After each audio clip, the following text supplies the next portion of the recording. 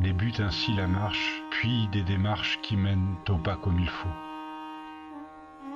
Afin de mieux comprendre l'œuvre qui se crée au fil du chemin et des rencontres, il semblait important de faire un détour par cet épisode 0.2 du tarot dans la peau. Un détour, plutôt un retour aux origines et au point de départ de notre pèlerinage sur Terre et dans la tarosphère. Par un curieux hasard, ce jeu de dés auquel Dieu ne joue pas, nous nous retrouvons, mon chien et moi, à quelques kilomètres de la dernière étape de notre premier pèlerinage. Ancien chevrier, reconverti dans le funéraire au moment de la pandémie, plus précisément dans les crématoriums, nous avions suivi l'impulsion d'un nouveau chemin de pèlerinage sur les pas de Marie-Madeleine. Étant profondément attaché à ce sanctuaire des Saintes Maries de la Mer, depuis une métanoïa dans la crypte de Sainte-Sara, il semblait évident qu'il fallait commencer par là. Païen d'alors, ce qui n'a rien de péjoratif, j'étudie la Bible depuis 20 ans sans jamais pour autant avoir franchi le cap du baptême. J'allais même plus loin en étudiant l'hébreu, la kabbale et différentes mouvances ésotériques. J'ai même flirté avec des limites. Là, les mots s'arrêteront. Que les choses soient dites, ce vlog n'a aucune volonté de convertir qui que ce soit au christianisme. Qui le pourrait d'ailleurs, signant le Christ lui-même. Autre chose, ce n'est ni Marie-Madeleine qui a rapporté ou créé le tarot, ni Sarah la patronne des bohémiens. Mais cela, nous allons le découvrir ensemble. Cela fait en tout cas partie de la légende, notre légende personnelle. Et le tarot dans tout ça? Il faut bien comprendre que le tarot est né dans un terreau chrétien. Les cartes en sont les témoins. Nous allons vous guider dans notre approche, en vous contant notre parcours où la trame se tisse pas à pas, comme il faut. À l'époque, je n'y connaissais rien. Le bouquin de Jodorowsky traînait dans la bibliothèque. J'étais sur autre chose. Un peu comme vous peut-être, qui l'avez laissé dans un tiroir. Des amis tiraient les cartes, ça ne m'a jamais attiré. Mais n'allons pas trop vite en besogne, car le tarot est devenu la marotte que je porte. Je vous invite à découvrir une marche pèlerine sur Terre, ou plutôt vers le monde.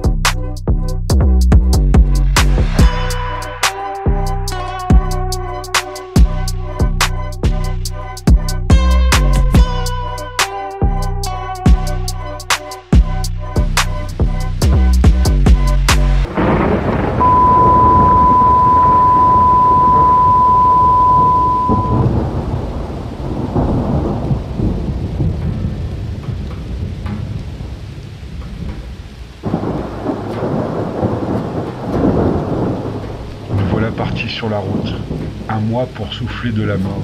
Je ne suis pas seul, Marmotte, mon chien m'accompagne, ainsi que les cendres d'une dame que son fils m'a confiée et que j'ai pour mission de disperser à la Sainte-Baume.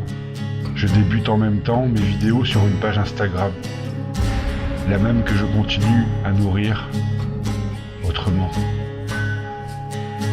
Dans l'esprit du Camino, on dit que le pèlerinage commence au pas de sa porte. J'habitais en camion devant mon crématorium. Nous sommes donc partis de là. Départ de l'ouest, symboliquement la mort, afin de renaître vers l'est. L'inverse de Saint-Jacques. Combien de fois m'a-t-on dit par la suite: vous avez fait ou vous faites Saint-Jacques? Comme s'il n'y avait qu'un chemin, qu'il n'y avait que celui-là. Avoir fait n'est pas être, et encore moins vivre en pèlerin. Nous pouvons avoir fait des milliers de kilomètres sur les routes sans n'en avoir fait aucun en nous-mêmes.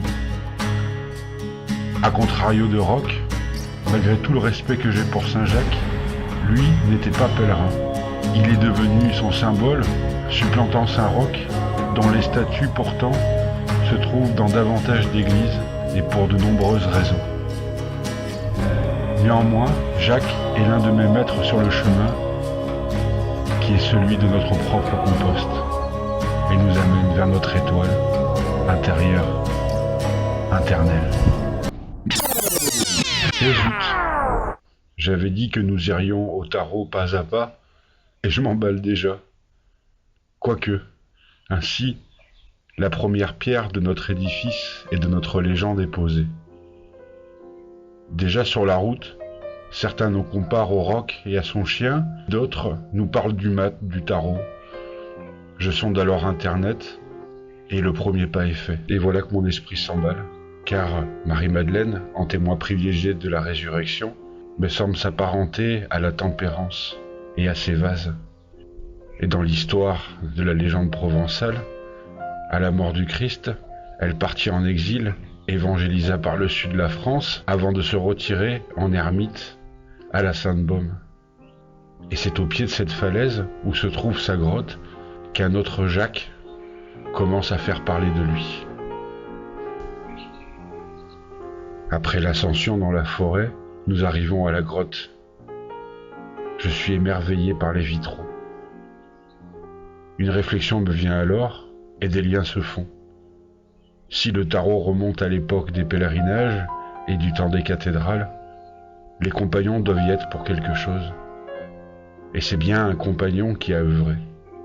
Et le sanctuaire de la Sainte-Baume est comme par hasard le point d'arrivée du Tour de France de ces mêmes compagnons. Penchons-nous un peu sur la légende de ce maître Jacques.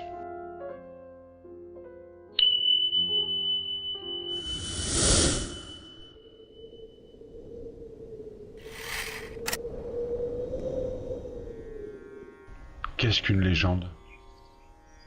Étymologiquement, c'est ce qui doit être lu. Par elle, nous pénétrons sur un autre territoire, celui du mythe. Elle est la pierre de fondement d'une identité personnelle ou d'un groupe.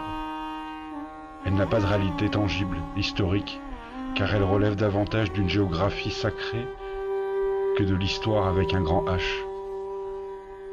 En elle s'articulent des archétypes, des codes, des règles, des orientations, du sens.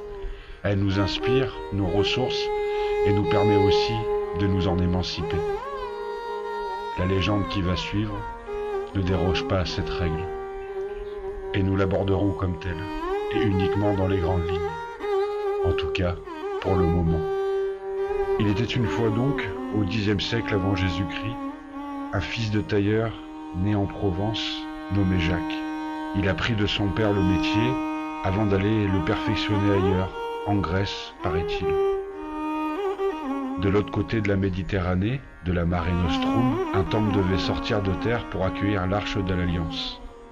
Vous l'aurez compris, nous parlons du temple de Salomon. Jacques participe à l'ouvrage sous la houlette du maître d'œuvre Hiram, et il reçoit même son titre de maître. Par ce titre, il devient le patron des tailleurs de pierre, des maçons et des menuisiers. Il rencontra également sur le chantier un autre maître, celui des charpentiers, le père Soubise, qui deviendra son ami. Une fois l'œuvre accomplie, à la mort de Salomon, les voilà repartis tous les deux en Gaule. Riches de leur savoir-faire et de leur expérience en Terre Sainte, ils introduisirent en Gaule leurs méthodes de travail, de formation, d'enseignement, de coordination des ouvriers, mais également le savoir-vivre ensemble, et qui deviendra le compagnonnage que l'on connaît aujourd'hui. Malheureusement, et malgré ces belles valeurs, une jalousie pénétra dans le cœur de Soubise, et les deux amis se séparèrent. Soubise s'arrêta à Bordeaux, et maître Jacques retrouva sa Provence natale, accompagné de 13 compagnons et de 40 disciples. Ils continuèrent chacun de leur côté à œuvrer au cours de leur voyage, à former dans leur corps de métier respectifs des disciples. Mais la rivalité continua à être alimentée par les deux groupes. Un jour, Jacques fut passé à tabac et jeté dans un marais. Il se retira par la suite à la Sainte-Baume, où les fils de Jacques le découvrirent mort, assassiné par l'un des fils du père Soubise.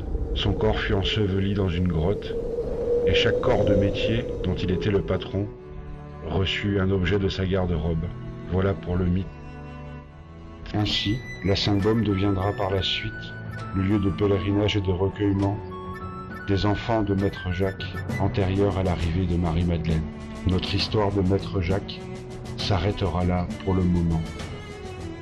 Je continue mon pèlerinage depuis la Sainte-Baume avec cette histoire de compagnon dans le sac et trace la route, tout d'abord vers Saint-Maximin, puis vers Aix en passant par la montagne Sainte-Victoire. Mon chemin s'achèvera aux portes de Salon, où j'œuvre actuellement en tant que berger. Quel hasard! Me voilà retourné au crématorium. Après un mois de bivouac, je me sens riche d'habiter dans mon camion. Le tarot me trotte toujours dans la tête, et à mes heures perdues, je continue mes recherches sur lui, affine certains liens, et tombe tout d'un coup sur le livre de Fleurnoy, qui allait marquer une seconde étape dans mon parcours dans la Tarasque.